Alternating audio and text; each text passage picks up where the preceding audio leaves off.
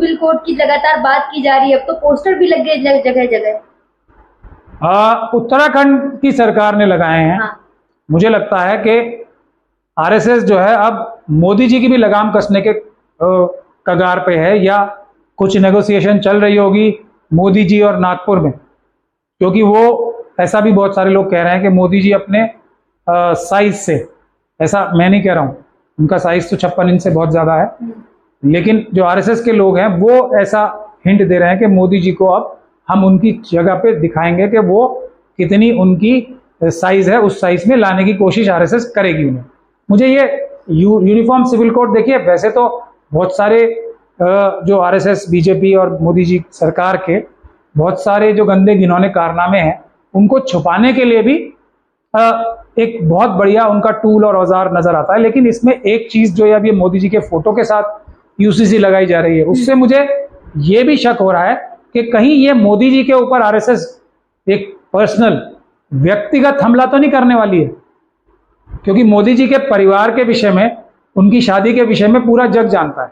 और uniform civil code की कोई भी फॉर्म बने, ये जो मोदी जी की पर्सनल लाइफ है उसके बारे में कमेंट नहीं करना चाहता, नहीं करते हैं, लेकिन वो एक्टिविटी तो जरूर उसके दायरे में आएगी आएगी। मोदी जी तो बच नहीं सकते, इस देश का कोई भी व्यक्ति यूसीसी किसी भी प्रकार की बने उससे बच सकता है, लेकिन मोदी जी का जो कारनामा है वो यूसीसी से कभी बचने लायक नहीं। यूसीसी आना चाहिए, देश एक हो जाएगा, अखंड भारत की बात की जाती है, अखंडता आएगी देश के अंदर, यूसीसी से आएगी। मोदी जी ने कहा तो है, जब एक देश है तो कानून भी एक होना चाहिए ना। मोदी जी ने बगैर यूसीसी के देश की अखंडता और एकता को स्थापित करने में क्या मोदी जी और अमित शाह जी नाकाम हो गए? क्या उनको यूसीसी की जरूरत पड़ रही है? तो इसका मतलब नाकारा हो गए हैं वो। आज के हालात में जो अभी भारत देश के संविधान के अंदर जितने कानून है, जितनी हमारा पैराफर्नेलिया है, वो भारत देश को एक रखने में कामयाब नहीं है। ये क्या मोदी जी अपनी असफलता बयान करना चाहते हैं? नहीं, ऐसा नहीं है।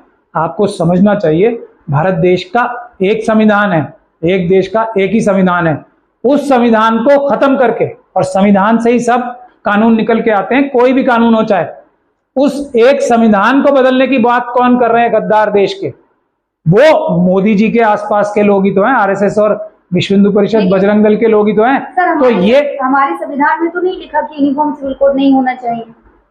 नहीं, हमारे संविधान में तो ये भी नहीं लिखा कि कोई किसी का मर्डर नहीं करना चाहिए, लेकिन मर्डर नहीं कर सकता ना कोई किसी का। हमारे संविधान में ये लिखा है कि सब अच्छे कार्य करने चाहिए, बुरा कार्य नहीं करना चाहिए, ये और साइंटिफिक टेम्परामेंट होना चाहिए।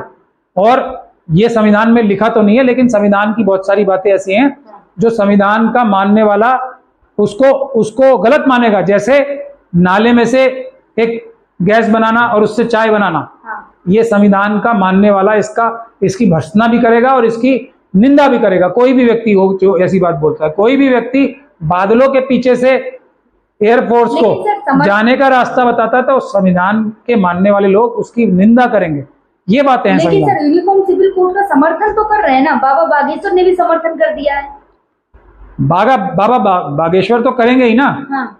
वो तो आरएसएस द्वारा प्रायोजित, मैं अभी आपको पंजाब का एग्जांपल दे रहा था ना, ये एक क्लासिक एग्जांपल है। हाँ। देखिए, एक तो आरएसएस जो है ना अपनी क्षमताओं को बार बार टेस्ट भी करती है। हाँ।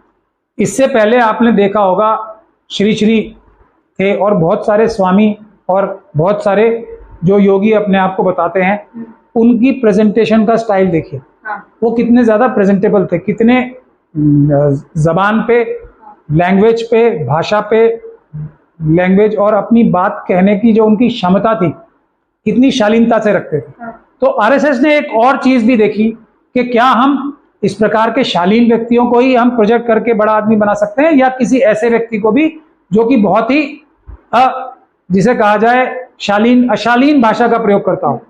तो ये उनका टेस्ट केस था जिसमें वो कामयाब हुए। इस प्रकार के व्यक्ति को भी रिस्पेक्टेबल बना देना, ये आरएसएस की जो संगठन है ना, जिसका प्रयोग करके वो पूरे देश को छल कपट और धोखा देते हैं, ये बागेश्वर बाबा उसका सबसे बड़ा एग्जाम्पल है। इनकी प्रेजेंटेशन देखिए, किसी भी बात को कहने का तरीका देखिए। जो बहुत ही घटिया व्यक्ति होंगे उनसे भी ज्यादा घटिया एग्जाम्पल देते हैं, जो इनका एक लेटेस्ट एग्जाम्पल है। दलितों का सपोर्ट करने वाली मायावती ने भी इसके लिए कहा है कि यूसीसी आना चाहिए। हाँ, बीजेपी का तरीका थोड़ा सा गलत है। तो उन्होंने ये कहा है कि जो फंडामेंटल राइट्स हैं, जो पार्ट 3 है संविधान का, वो सर्वोपरि है। जो यूसीसी है वो तभी आ सकता है, इसकी सरकार को चेष्टा करनी चाहिए। और चेष्टा कैसे करनी चाहिए? वो सभी जो इसमें संबंधित पक्ष हैं उनसे बातचीत करके उनकी जो सेंसिटिविटी है या उनके जो पद्धति है उसको डिस्टर्ब किए बगैर रास्ता निकालने की कोशिश करनी चाहिए, ये उन्होंने कहा। और देखिए, इस देश में अगर संविधान की वजह से आरएसएस वाले ये यूसीसी लागू करना चाहते हैं तो संविधान में मैं आपको पहले भी बता चुका हूं, एक पार्ट 3 है जो फंडामेंटल राइट्स है, जो ये कहता है किसी के साथ छुआछूत नहीं होगी। आरएसएस वाले खुद छुआछूत कर रहे हैं।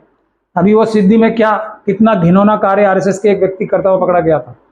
संविधान में बाबा साहब ने ये लिखा है सब व्यक्ति बराबर होंगे, और इनका कोई भी व्यक्ति बराबरी की बात कर रहा है। हर व्यक्ति ये कहता है कि ब्राह्मण सर्वोपरि हैं और सब ब्राह्मणों की सेवा करने के लिए पैदा हुए हैं। मनुस्मृति लागू कराने की बात करते हैं, यानी कि भारत के संविधान को खत्म करने की बात करते हैं।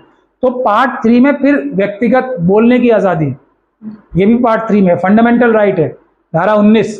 तो उसको भी पूरा किए बगैर आज तक कोशिश की। हमारा जो प्रेस फ्रीडम के उस पे जो सूचांक है उस पे 162 पहुंच गया 180 देशों में भारत।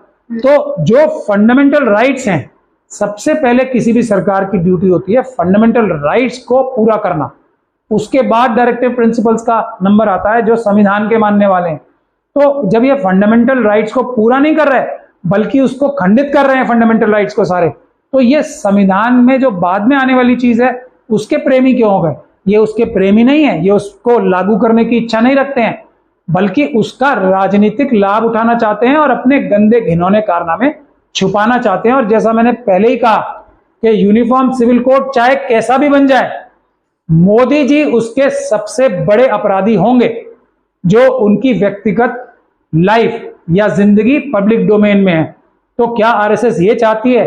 ये इसका जवाब पहले ढूंढना चाहिए। बीजेपी वाले तो ये प्रचार कर रहे हैं मुसलमान को टाइट हो जाएंगे, मुसलमानों की चूड़ियां टाइट हो जाएंगी, दो तो शादी करते हैं उनको रोक लग जाएगी। देखो, मुसलमानों ने तो अपनी चूड़ी खुद ही टाइट कर रखी है। हम जो सच्चे मुसलमान हैं वो ही इस वक्त कोशिश में सबसे ज्यादा लगे हुए हैं और दिन रात एक किए हुए हैं कि देश को एक रखें, देश की सीमाओं की सुरक्षा करें, देश को तरक्की कराएं, देश के जो गरीब जनता है उनको ज्यादा से ज्यादा धन कमा के देश में ला के दे सकें।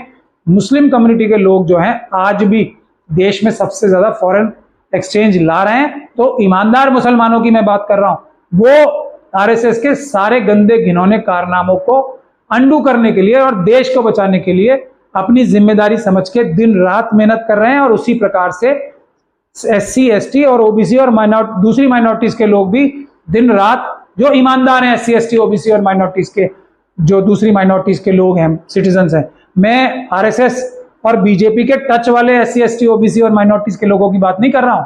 वो लोग तो सब गद्दार हैं, गद्दार ही हैं क्योंकि संविधान के खिलाफ जा रहे हैं और भारत को हिंदू राष्ट्र बनाने के लिए काम कर रहे हैं। तो हम लोग तो पहले ही हमारी चूड़ी टाइट है, और चूड़ी टाइट आरएसएस ने की है कि इतना ज्यादा देश को कमजोर कर दिया है कि एससी, एसटी, ओबीसी और मुस्लिम कम्युनिटी और दूसरी माइनॉरिटीज के लिए एकदम चूड़ी टाइट ही है हमारी। हम दिन रात एक कर रहे हैं कि देश का हम जितना नुकसान बचा सके आरएसएस और बीजेपी से उतना बचा पाए। मगर कुछ मुस्लिम युवकों का कहना है कि अगर बढ़ापी का अधिकार मिलता है तो महिलाएं तलाक का गलत इस्तेमाल करेंगी, इसलिए यूसीसी नहीं आना चाहिए। ये कौन से मुस्लिम युवक हैं? ये मीडिया रिपोर्ट्स के अनुसार। फिर आप वही बात कर रही हैं, मीडिया रिपोर्ट्स मतलब क्रिमिनल मीडिया की रिपोर्ट्स ना। ये कौन सा मुस्लिम युवक है जो इस्लाम धर्म के खिलाफ जाके बात कर रहा है? तो ये आरएसएस वाला मुस्लिम वो होगा ना। जैसे हमारे बहुत सारे शाही इमाम हैं, अपने आप को शाही इमाम कहलवाते हैं, लेकिन असल में आजकल वो अमित शाही इमाम है। तो ये अमित शाही मुसलमानों की बात मत करें, आरएसएस के मुसलमानों की बात मत करें। इस्लाम धर्म वो है जो सबसे पहले महिलाओं की इजाजत से ही शादी होगी, इसका फॉर्मूला लाया, और महिलाएं भी तलाक ले सकती हैं और तलाक के बाद दूसरी शादी कर सकती हैं। ये सबसे पहले इस प्रथा को लागू कराने वाला, महिलाओं को प्रॉपर्टी देने वाला, महिलाओं को सशक्त करने वाला धर्म जो है इस्लाम है। जो अभी पिछले 1500 सालों में सबसे ज्यादा, 1500 साल पहले जिसने सबसे ज्यादा महिलाओं को ताकतवर बनाने की चेष्टा की। कांग्रेस के वरिष्ठ नेताओं ने भी मिलकर इस पर चर्चा की है और कहा है कि अब आने वाले समय में रिपोर्ट पेश करने की क्या उनका निर्णय है। तो क्या लगता है कि विपक्षी पार्टियों ने जो मिलकर फैसला किया है, मीटिंग की है, उसका क्या निर्णय सामने? देखिए, निर्णय तो मैं ही आपको बता रहा हूं। जो चाइना 2000 किलोमीटर जगह हमारी छीन ली, जिसने धारा 1 आर्टिकल की खंडित कर दी, उसको छोड़ के जो देश में बेरोजगारी फैल रही है, जो देश में करप्शन, लूट मारी, बैंकों के सारे पैसे लूट के अपने दोस्तों को, अडानी अंबानी जैसे लोगों को अमित शाह जी और मोदी जी ने दे दिए, जो हर एक दफ्तर में भारत सरकार के आरएसएस के लोग घुसा दिए, जो हिंदू राष्ट्र बनाने की बात कर रहे हैं, जो इन सारे विषयों को, जो देश में बिहार को तमिलनाडु वालों से लड़ाने की बात को छोड़ के, जो देश में हिंदू राष्ट्र बनाने की जो साजिश चल रही है देश को, उसके अलावा किसी मुद्दे पे भी बात करता है या उसको प्रायोरिटी देता है, वो कहीं ना कहीं आरएसएस से जुड़ा हुआ है। हमारे मुद्दे एक हैं कि आरएसएस और बीजेपी के लोगों का बायकॉट होना चाहिए। ये देशद्रोही हैं और मैं सारे SC ST OBC और माइनॉरिटीज के लोग जो गलती से या किसी लालचवश भी बीजेपी और आरएसएस के मेंबर बन गए, उनसे गुजारिश कर रहा हूं मैं कि अभी के अभी वहां से इस्तीफा दें और देश को मजबूत करने में साथ दें हम लोगों का। बीजेपी को देश की सत्ता से और देश को हिंदू राष्ट्र से बचाने की सबसे बड़ी आवश्यकता है, जिसमें सब अम्बेडकरवादियों को अब खुलकर सामने आना चाहिए।